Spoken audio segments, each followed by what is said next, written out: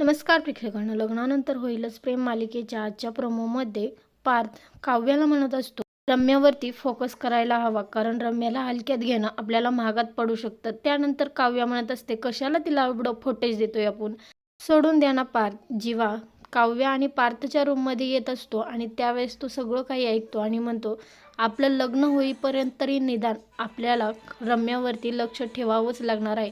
तर इकडे वसुंधरा रम्याला म्हणत असते, तुला काय वाटतं ती चौघेही तुझ्यावरती विश्वास ठेवतील आणि तू जे काही म्हणशील ते ते ऐकतील?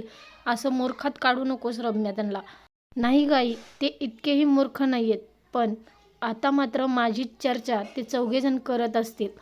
आणि इकडे पार्थ सगळ्यांना समजवण्याचा प्रयत्न करत असतो, रम्यावरती विश्वास ठेवू नका. ज्याला कुणाला रम्या योग्य वाटते त्यांनी वरती हात करा, असं तो प्रश्न चौघांपुढे तो मांडतो. तर इथे कोणालाही रम्याबरोबर वाटत नाही. पार्थला रम्यावरती संशय येतोय. रम्या इतक्यात शांत बसणार नाही, ती लग्नात काहीतरी गोंधळ घालणार असं पार्थला वाटत आहे.